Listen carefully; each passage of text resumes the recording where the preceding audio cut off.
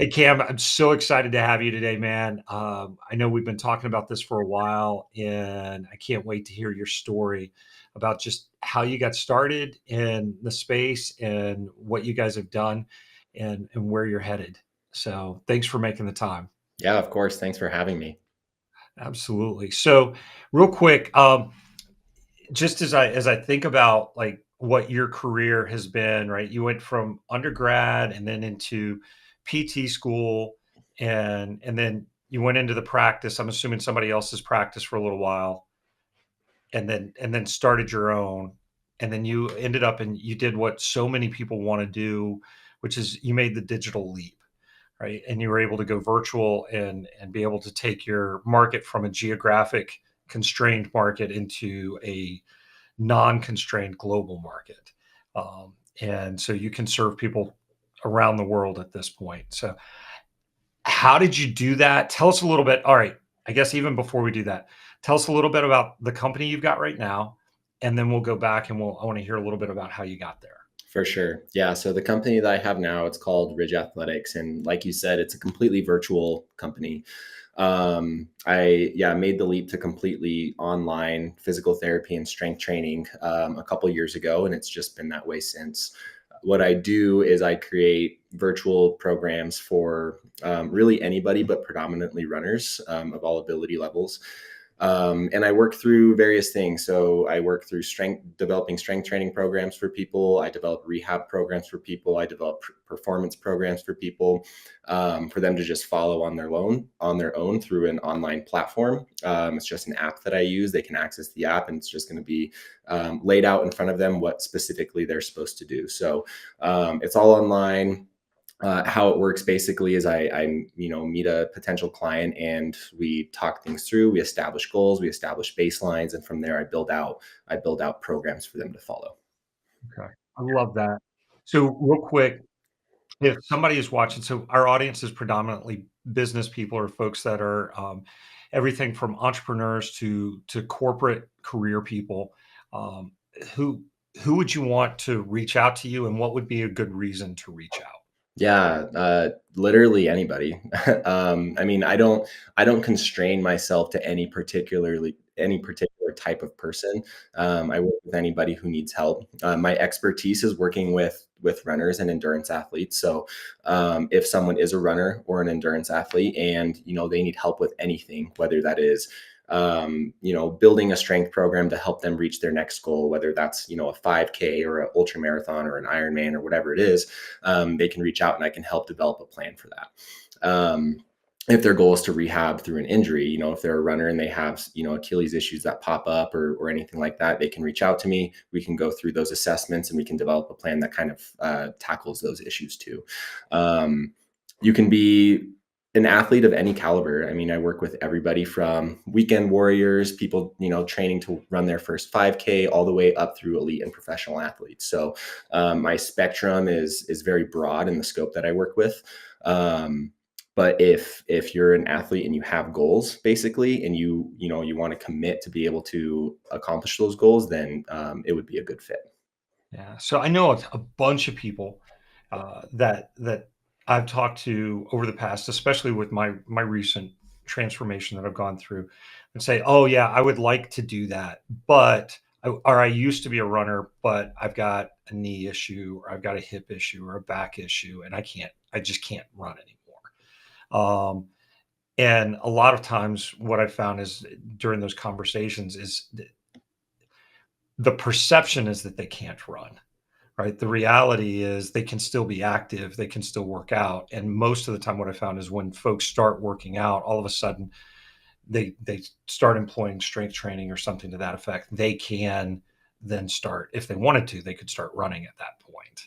Is that a fair generalization? Or, I mean, obviously everybody's situation is different, right? If somebody's been in an automobile accident or something like that, or had something significant or traumatic, that's different. For sure.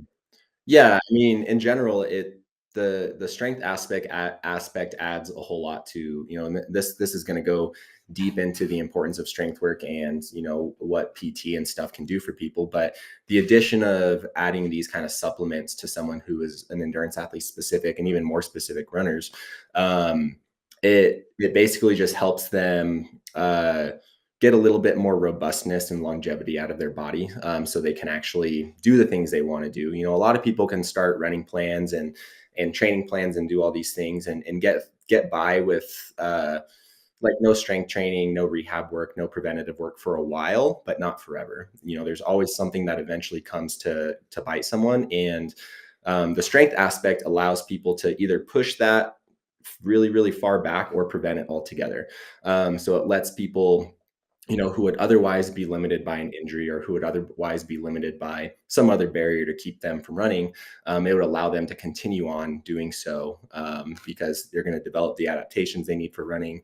They're going to develop pretty much the durability that they would need for it. That's fantastic. Okay, cool. So we jumped right in to what you do and how that works at Ridge Athletics. Let's hit pause real quick and go back to early days. Right? I'm assuming at some point in your career you didn't think you were going to have a digital practice serving people around the world. You probably weren't even sure what you wanted to do at some point, right? And then gravitated towards PT or Right. physical therapy. So yeah, walk us through a little bit of your journey, and then yeah, how you got here. Yeah. Yeah. How far back do you want to go? I can go back from the very beginning, because it all, I mean, really starts, with my journey as a runner. Okay. And this all really did start in like eighth grade. I started running in eighth grade as a means to lose a little bit of weight. I was a really, not very healthy kid. So in eighth grade, I joined the wrestling team and started running. And as I got a little bit healthier and actually started to enjoy running, I stayed with it for the reasons of just enjoyment of running. So all throughout high school, I was running, and then into college, I didn't run collegiately or anything, but I continued to run throughout college. But starting in high school, I started getting a decent amount of injuries. So I've had Osgood-Schlatters disease, which is an injury in the knee. I've had plantar fasciitis. I've had Achilles issues, all in just high school. And they've always kind of nudged me in the direction of, understanding that there's some sort of, preventative work and like rehab work that needs to be done to address those things. But really, it wasn't even until college where I was really sidelined by a lot of injuries, because I was always just running a whole lot and never doing anything ever. I remember back in college, I was on the triathlon team, and everybody on the team would be like, "All right, we're gonna go hit the weight room and lift weights for like an hour or so." I'm like, "No, I'm gonna go on like a 18-mile run instead, or go do whatever," because I didn't feel like I needed that. And then once I got sidelined for almost 3 years by an Achilles injury, it really started clicking in my head that I needed to do something. And this is what kind of pushed me into the field of physical therapy in general. I was like, okay, well, I'm a runner. Runners have injuries. I have an injury. I want to learn what I can do for myself to help myself, and then maybe I can help others do the same thing. So, in my naive, college mind, I was trying to figure out what career paths I could do that in, and I found physical therapy. I'm like, okay, well, that sounds pretty interesting. So um, I started trying to, study for that and get into PT school. And I thought it was going to be, this path that just led to endless options to be able to work with athletes and runners. So I got into PT school, and then during PT school, that's when I started to figure out what specifically I needed to do to get rid of my Achilles issues. Because even going into it, I was still having constant issues. I couldn't run more than a couple miles without just being in so much pain. So I took it upon myself to figure out what to do. And then I told, I kind of decided that these are the kind of athletes that I want to work with. So long story short, I mean, I eventually figured out what I needed to do. I got my Achilles all rehabbed up. I got, started running again. And then once I graduated PT school, I started working for a clinic in Flagstaff, where I was working with a lot of athletes. I worked there for probably about 5 years. And we were working with a lot of runners. If anyone's familiar with Flagstaff, it's kind of the running one of the many running meccas in the U.S. It's there are a few different places popping up with a lot of really popular runners and strong runners coming out of, but Flagstaff has been a place like that for a long time. Um, throughout my clinical years, I was working with runners, working with other athletes from our local college, NAU, and then just the general orthopedic population. Um, and during my time there, it was all great, but I think anytime someone comes out of college, anytime comes out of a postgraduate degree, whatever it is. I mean, you have these big wide eyes of all the different possibilities and stuff. Um, and I kind of thought that's what it was going to be for physical therapy, but really in my years working in a clinic, I found out how actually boxed in the profession was. So when I went down this path of college and PT school, and then eventually getting into my clinical life, I found that it was kind of just the end of the road. There's nothing else there.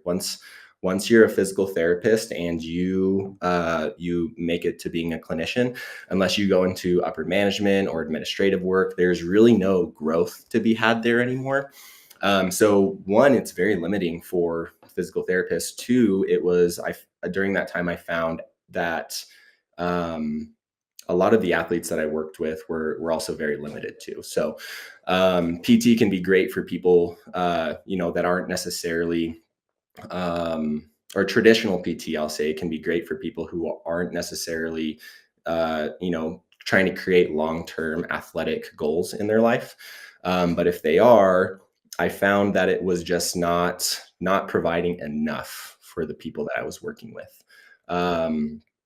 Between the constraints of working with insurance, between the constraints of working long hours and lots of documentation and seeing 4 to 5 people at once sometimes just to be able to meet insurance constraints, I eventually left and started my own business where I could better serve athletes, basically. So I could give a little bit more intention, a little bit more time, and just way more thoroughness in a rehab routine, and then a following kind of maintenance routine to make sure that the injuries don't pop back up again. And then over the years, it's kind of developed into this fully virtual leap that we've kind of talked about. Wow, that's fantastic. So there's a lot, There's a lot. as you said, right?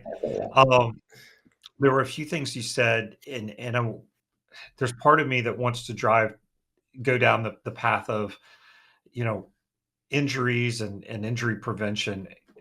I'm going to stick to the business side of it for a minute, and then we'll come back and we'll go down the injury and injury prevention piece. Uh, from the business side of it, when you said you're constrained, I know a lot of people feel like they get into a career path or something, and then all of a sudden they feel constrained, and they're surprised by it. Right? It's like, oh, I've picked this path. This is great. It's my calling, and then they get into it and they realize that there's limits, and there's certain aspects to it that truly are limiting in ways that they hadn't expected.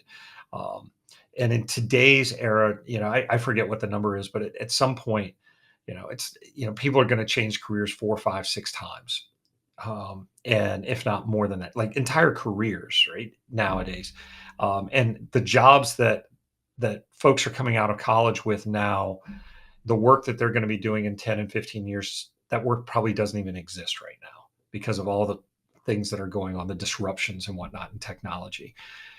How did you navigate from being a clinician to starting your own clinic to then realizing that, okay, so you were constrained, but there's a big leap of faith that goes from being an employee to having your own company and starting your own company. That's a huge jump. And just because somebody's a good practitioner in something doesn't mean that they're a good business leader or business person. So from that standpoint, how did you make that first jump? And then I've got follow-up questions off of that. Yeah. Well, I guess the first jump was it was really fueled by being in the mindset of truly not wanting to do the other work that I was doing anymore. So it came from a place of just being pretty fed up with everything, to be honest. And just a little bit of background on some of those constraints and stuff that I mentioned. So, um, if you aren't super familiar with like the traditional PT world, or if other people aren't, the way it pretty much works is, someone comes in, they have insurance that they try and go through. Usually, insurance gives them a certain amount of visits, and in the PT world specifically, insurance reimbursements are declining for physical therapists. So, throughout all clinics, I mean, Medicaid, even private insurers are always reducing the amount that they're willing to pay a provider for sessions. And they're always looking for reasons to deny claims. So they're whether they're reducing the amount that they pay overall, or they're just denying to pay you for that person's visits in general. The amount that a clinic will get per person in or the amount of revenue a clinic will make per person is gradually decreasing every single year. So with that, clinics have to respond by seeing more and more people. So either you have to work longer hours, or you start to have to shove a bunch of people into 1 hour. All right. And with some insurance companies, you're allowed to do this, with some you're not. Um, but basically, if you're seeing a lot of private insurers, how this works is, all right, now you're going to clinic and you have 3 to 4 people on your schedule every hour for 5 to 8 hours in a day. And you might see anywhere between, I mean, there were some days I would go to clinic and I would see 30 people in a day. And in like an 8 hour day, that's just absolutely ridiculous. Like, there's nobody should ever have to do that. And it's just one of these things that have been driven by the environment we're in and the culture we're in, and how he's treated as a profession. So it's turned into this profession that's just always fighting to survive monetarily in clinics. So it's harder and harder to make it. So one, I got really fed up with the constraints of insurance companies, of having to play by their rules, to see 4 patients an hour versus 2 years ago I'd have to see only 2 patients an hour and make that same amount coming in. Between that, and then having people's claims constantly denied, we would not be able to see people for a long time. They would only get a certain amount of visits. It's all these things that gradually started really irritating me with the profession itself. But the real kicker was especially with athletes. I mean, what athletes really need, especially if they have an injury, is to, one, have a very, very thorough routine that's going to get them through their injury. All right, it's going to rehab them, and it's going to just make them strong and robust. But in particularly after that, they need to continue work. And in the traditional PT world, someone comes in for their 12 visits or 12 weeks or whatever their plan of care would be, and then once that's done, they're done. They just disappear off the face of the earth. You don't know if they're doing well. You don't know if they're doing bad. You don't know if they're continuing to do the stuff or not. So it was just this kind of world where it felt like we were putting a band-aid on people's lives and not actually making long-term change. So I would get someone all better, and then it's like kick them to the curb. It's like, all right, well, you're not coming in anymore. There's nothing I can do for you. So in my head, I was just like, there's got to be a better way. I remember there was just one day um, it was almost exactly 3 years ago, actually. I was just on a walk, and I was just it was on a Sunday, I think, and I was just dreading going to work Monday because I had a packed schedule, and then just I was constantly worried about just all these things that I'm discussing, and it was like on that walk where I just decided, like, I don't want to do this anymore. Like, this isn't making me happy. Um, it's not fun. I'm not serving people the best way that I can be. And I'm just like, there has to be a better way. So literally that week, I went in, and I didn't put a lot of foresight into it. Honestly, it wasn't something that I planned for like a long time. Like, I'm going to quit, and then I have this big plan and structure of how I'm going to do my own business and stuff. It was really just hitting my kind of boiling point and then just calling it. I was just done. I just knew there was a better way to do things. So then I went in that week, I put in my notice. And I was just like, I'm not doing this anymore. And then I quit. Um, and I had these loose ideas in my mind of how to do things a little bit better, which was some of those ideas were, making sure everything was one-on-one care. It was making sure I had really good follow-up and creating programs for people after they were done with physical therapy, creating a really good program for people in between their therapy sessions. Um, and I didn't take any insurance at all either. So I started things off really slow where I just was ready to, I just quit and literally just started my own thing within a few weeks from that. Um, and then, yeah, sorry, did you have a question? No, no, you're great. It's funny, you violated like 15 different rules of like starting a business, right? Yeah. One is never run from, run to, Hmm. right? You're like, no, I'm done. I'm out. I don't know where I'm going, but I'm going to go out, right? Right. And you didn't have a clean business plan. Um, but you did know. It's funny because what I did hear from you is you did know that quality of care mattered a lot, Hmm. and that was going to trump what you were doing, and that was going to lead the way, and how you were taking care of your customers is, hey, we're going to provide the right care and the right quality that you need in order to get better and get fully healthy. Right. And that was kind of, that sounds like that was a bit your clarion call of what you were going to do and how you were going to do it. Yeah, exactly. And honestly, that's how I've lived. I live a lot of my life to a fault, maybe, is like not a lot of planning and just kind of doing what I want to do. I don't know, life's short, right? And if you spend, a lot of hours and years in a miserable career, like what's the point? I'm very much want to do the things that I want to do and I want to do them the way I want to do them. And so yeah, I just jump ship and I also have this mentality, in the long term, everything will probably work itself out for the most part, and that's okay. Uh, I come from a family, and my dad, who I grew up with predominantly, um, he only ever worked for himself, and he always talked about how he would never want to work for anyone else again. He started his own businesses and stuff like that. And I remember as a kid thinking, I never want to be like that because it was just hard. I grew up with him, and it like starting businesses and seeing so much failure in business and yeah, all of that. It's just really hard. And I remember going to college, and I'm like, I don't want to do that. I want to go work for someone. I just want to have a stable job, make a paycheck, go home, leave everything at work, and come back to it on Monday, right? And not have to think about it ever again. But I guess I got a little bit of that in me from him, where I'm just like, this is just done. I'm not working for anyone ever again. And I just want to do things my way. So how did you take the practice though? I get the jump from being a clinician to starting your own practice. That makes sense, right? That's natural. But you got your own clinic. You're running it the way you want to run it. You're doing the things you want to do. You've set it up the way that you believe a business needs to run, and you mothball it and jump to a fully digitized business. What the heck? I mean, yeah, that's a huge jump. How did you make that jump? And yeah, and then there's some questions in that. Couple things that led to making the jump. One, I found myself in the similar constraints that I talked about in the other clinic of having no room for growth.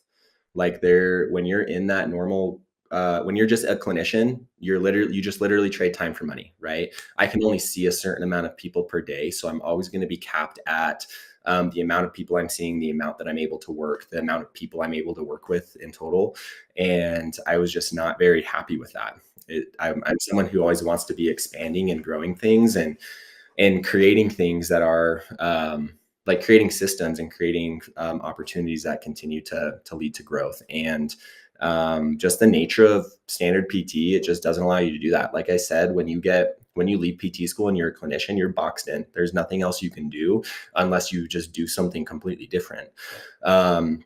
So I had this thing, in my mind where it's like, okay, I need to do something, like add some sort of component to this so I can expand, so I can grow, so I can help more people and just do more with my knowledge rather than just, sitting there for an hour with a client and getting them through their session and then doing that, 6 times in a day. And then that's my max or something like that. So I had that kind of working in my mind. And at the same time, while I was working with clients, I started creating I started using this app basically to bridge the amount of time between the sessions. So basically, when I was in a cash pay model, people can't, they can't afford to come in super often. They can't afford to come in 3 times a week. So all of a sudden they're spending thousands of dollars a month, and nobody just has the time or money for that. So um, I was like, okay, well, let's meet like once every 2 weeks. And in these 2 weeks, I want you to go follow this program. And then I started seeing that people that were doing that were started just doing way better. And it got to the point where I slowly started I just tried it out with a few people, and I transitioned a few people to that full time, and they just continued to get better, and they just continued to get better. And I was like, okay, well, maybe there's like a certain subset of people that I can eval them and like in person, then I'll just put them onto this training program. And I saw that all those people just started doing pretty good. So I was like, okay, well, that's awesome because I can see one, I can program out a lot more people online than I have the time for to see in person. And two, they're gonna all of a sudden get like 3, 4, 5 workouts to do per week, and it's going to be at like a fraction of the cost of coming to in-person PT. So it started sounding better for me. It started sounding better for them. Um, and then I started playing with just doing online evaluations. So for for runners, this works really well for runners, just because I find that doing functional tests, things that I can like observe and see, are way more valuable than doing like traditional, like they're called MMTs, where you're like testing the certain muscle groups and stuff like that for runners. I just found most of that stuff pretty useless, and most of the functional testing that I just observe way more valuable. So I was like, okay, well, I can eval someone online, and I can take them through a full plan of care online, and they have the same, if not better outcomes than they did in person. So I was just like, why don't I just do this then? Why don't I just move towards this? Um, so for a while, I did a mix of the two, and then eventually it just got to the point where I was helping enough people online to the point where I was just like, I think I can just this is just going to be my full-time thing. So I just moved to just doing everybody online, and it seems to work out well. There's always a subset of people that just, depending on their situation or injury or whatever, they don't get better, but it's no different than in-person physical therapy. It's the outcomes are the same, if not better. So at that point, I was just like, okay, well, now I'm paying all this overhead for this space. I'm doing all of this. What if I just got rid of that, transitioned to online? So I just shut up or closed up shop and transitioned everything, and haven't looked back since. That's great. Yeah. I love that. Hmm. So, when you think about that, let's go back into a couple of things when you were talking about injury prevention and whatnot. And I know I've got 2 or 3 friends that are, um, well past their 40s, right? Or well past 40, I guess is probably a better way to put it. They played competitive athletics in college, combat type, you know, heavy physical athletics. They have back issues and stuff, but they do enjoy getting out and trying to do something. Is is that something where like someone like that should reach out to you and say, "Hey, I'm interested in getting healthy again, being increasing my activity levels. I've got back issues that linger from doing crazy stuff when I was in college." Is that something where that's worth talking to you about, or is that no, that's too far gone? No, 100%. Yeah. Kind of like I mentioned earlier, I don't, there are very, very few people that I say no to.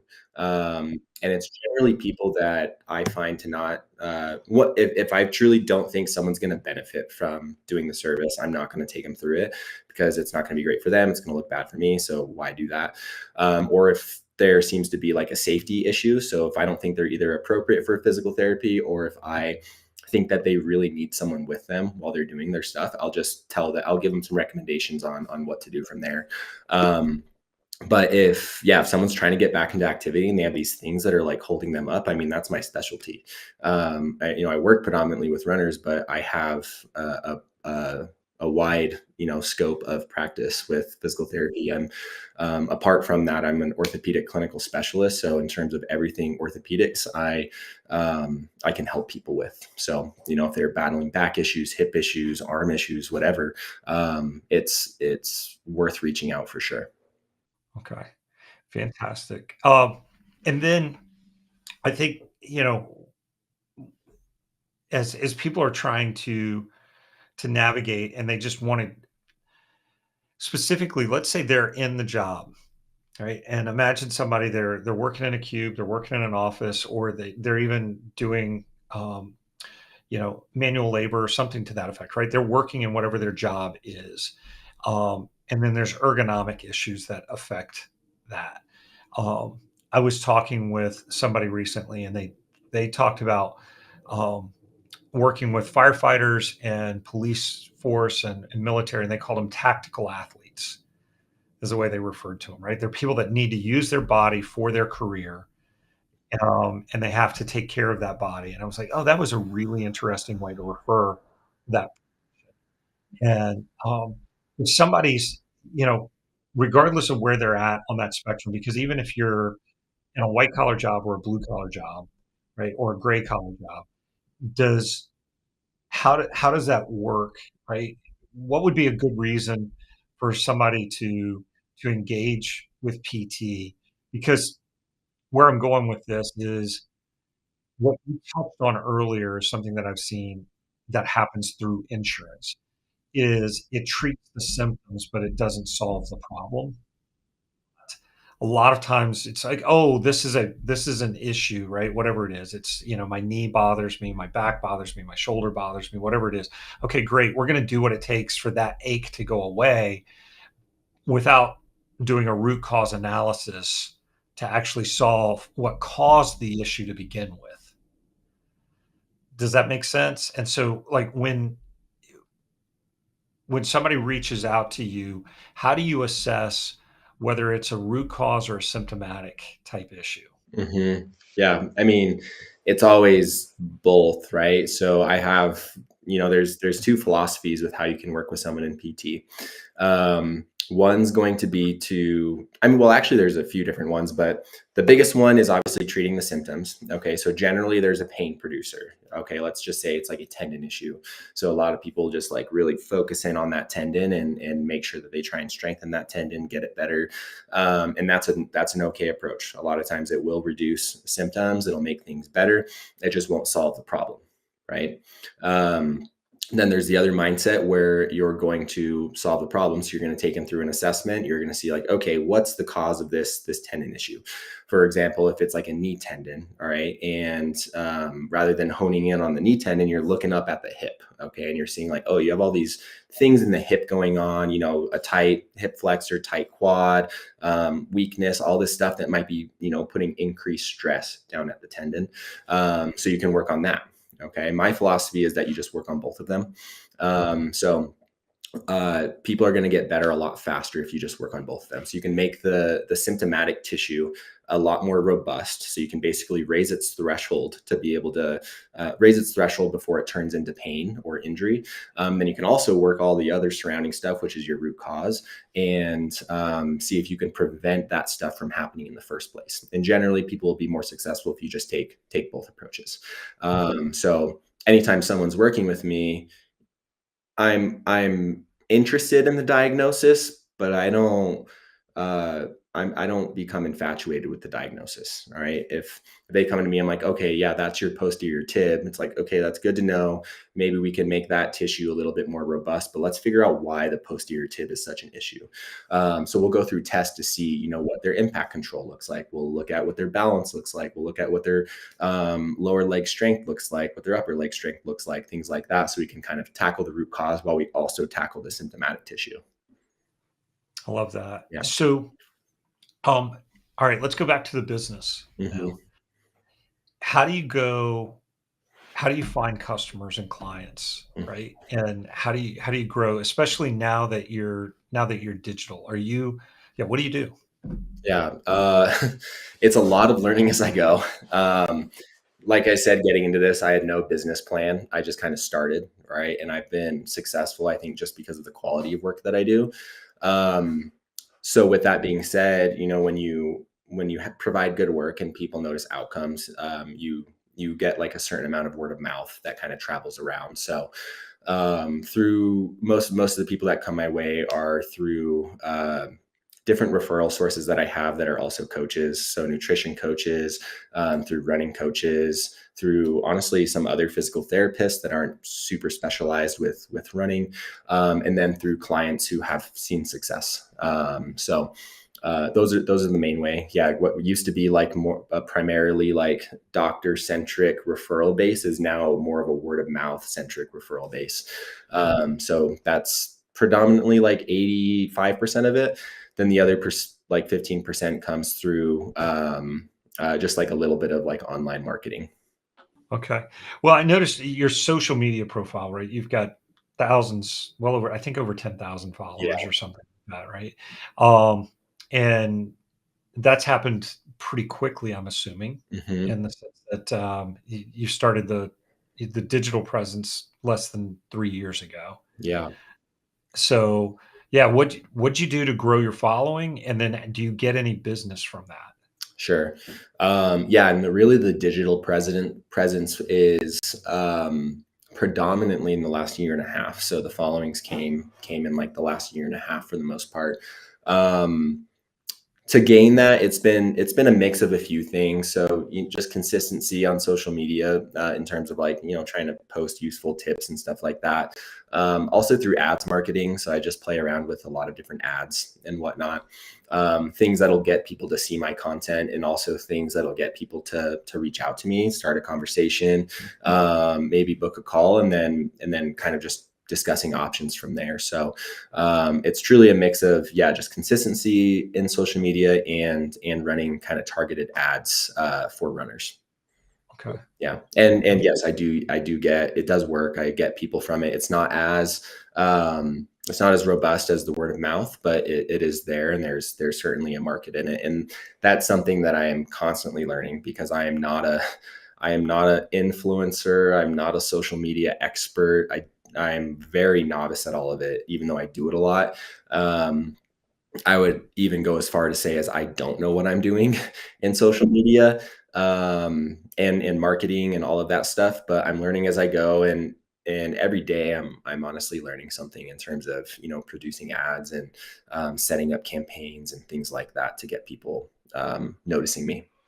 Yeah. Well, we should talk offline then, Yeah. because the firm that does that. So, no, that's great. But I think the other part of this that is really instructive to me is not to be afraid to go where you don't know. Hmm. Right. That is something that I've heard is a constant theme from you, is you've been able to drive and create a successful business, um, just by having the courage to go someplace new. Yeah, and honestly, I think there's so much opportunity for everybody to do that. Um, there's especially especially in the online realm. I mean, the possibilities are truly endless. Fortunately, I was in a situation where it's like I was able um, to leave my work and start a business, because as glamorous as all of this sounds, it wasn't like immediate success or anything like that. Like it was a lot of waiting for paychecks and seeing if I can, wait another couple weeks before I was able to make a little bit of money to pay bills and things like that. And it took a long time. I mean, it's still working on it, and it's growing and stuff, but it's definitely wasn't an overnight success. It's been a lot of work and a lot of staring at a computer to get there. Um, but yeah, if the opportunity's there, I'm always in the mood to go for it. Or yeah.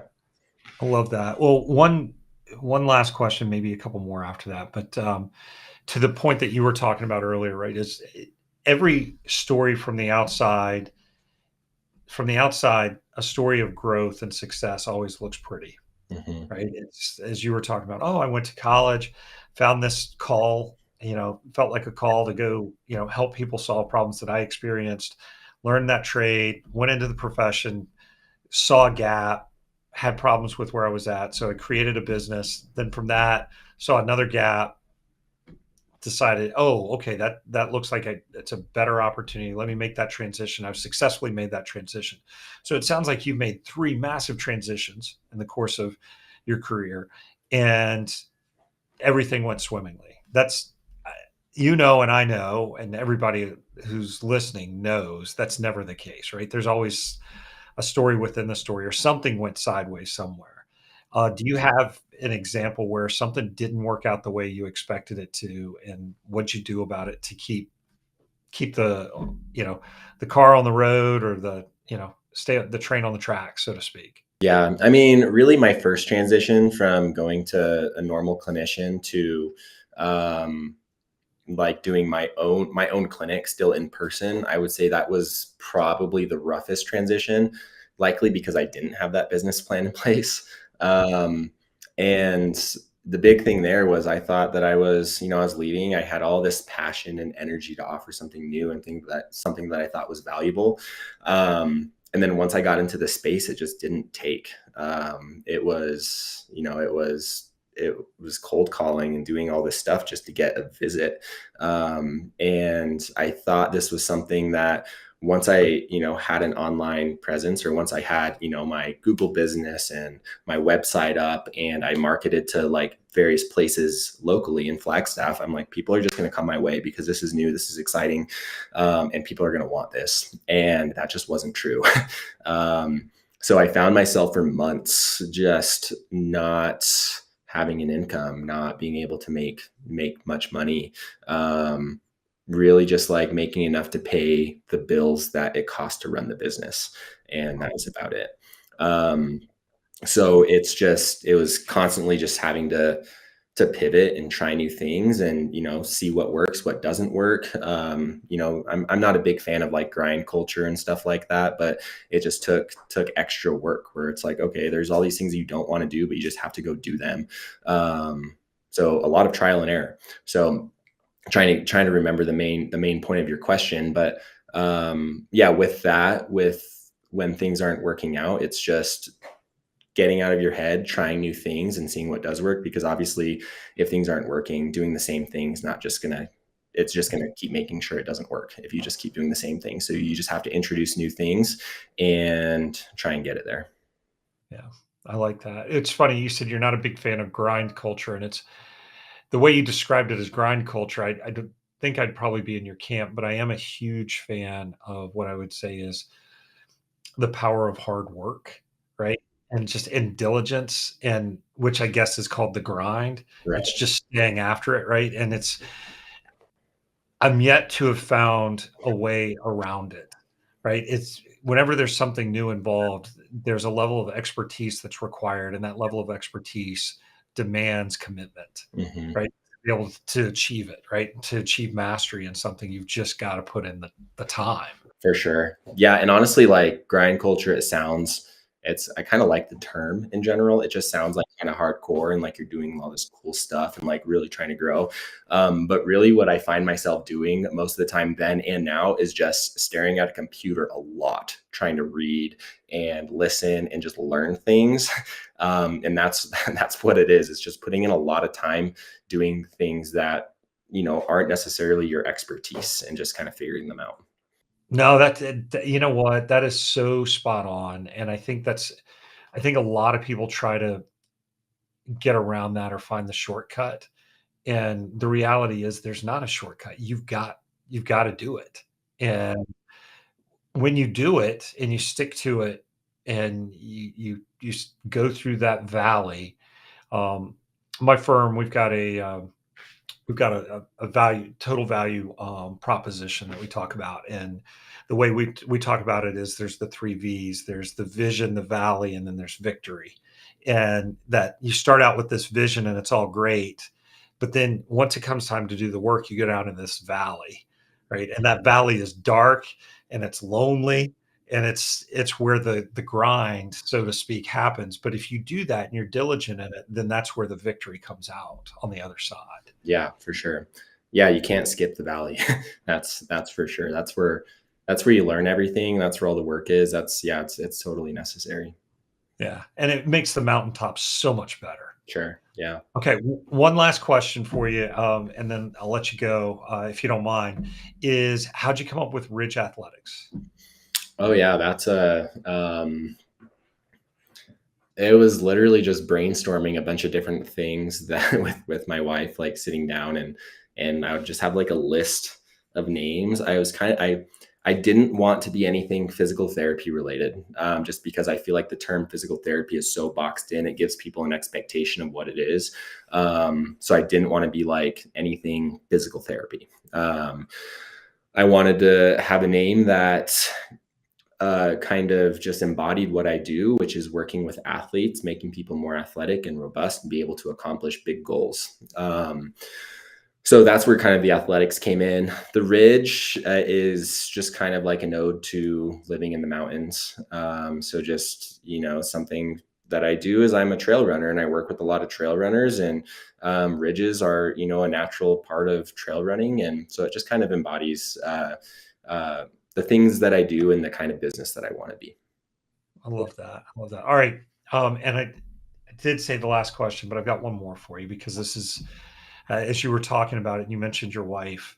Whenever somebody starts out a business, a lot of times um, they don't anticipate the amount of stress that it puts on the family as a whole, right? It's like, okay, hey, I'm going to go in, and they go in a lot of times with a tremendous amount of enthusiasm, exuberance, and hey, this is all going to work and this is going to be great. Your wife has gone through two transitions with you. I'm assuming too, either, you guys have been together through those two transitions. How has that been for her from your perspective, right? I mean, is she your biggest fan? Mhm. Is she how does she motivate you and encourage you? And does she get on the roller coasters with you? How does that work? Yeah, she's just all in. I mean, at the end of the day, she just wants me to be happy and wants me to be um, enjoying, the things that I'm doing. And obviously, I have all these expectations and goals for myself to be, successful and to provide really high quality stuff. And she's just over there wanting to support me, whatever it is that I choose. So I'm really fortunate with all the transitions. When I told her, like, okay, I'm gonna leave my job next week, she was just like, about time. Like, she knew that I was hating it there and I was ready to do something else. So she wasn't only supportive, she was like encouraging to move on to something better and to move on to something new. And I think we both knew that it was going to be, there were going to be some like big financial squeezes and things were going to be tight, and we were going to be constrained in various ways. But I think at the expense of being like stressed and stuff, it wasn't worth it. So we just figured we'd go all in. So she was super supportive with that. And then when I finally decided I want to try this online thing, it was the same thing again. She's like, that sounds like a great idea. Sounds like there's only potential for growth. So I'm super fortunate to have such a supportive wife, and it's only made things better. So Yeah, yeah. I like that. That's awesome. Okay, if people want to get in touch with you, what's the best way? And we'll put it in the show Best, notes the as well. best way, honestly, is you could either reach out to me on Instagram, or you can email me. So my Instagram is just Ridge Athletics AZ. And then my email is Cameron with a K at ridgeathleticsaz.com. Those are the best ways. And I usually respond to emails pretty quick, and I see all of my messages that come through on Instagram too. So That's perfect. yeah. Cam, thank you so much, man. I really appreciate it. This has been fantastic, and I'm excited to be, closing out this conversation, man. Yeah. Thank you. You.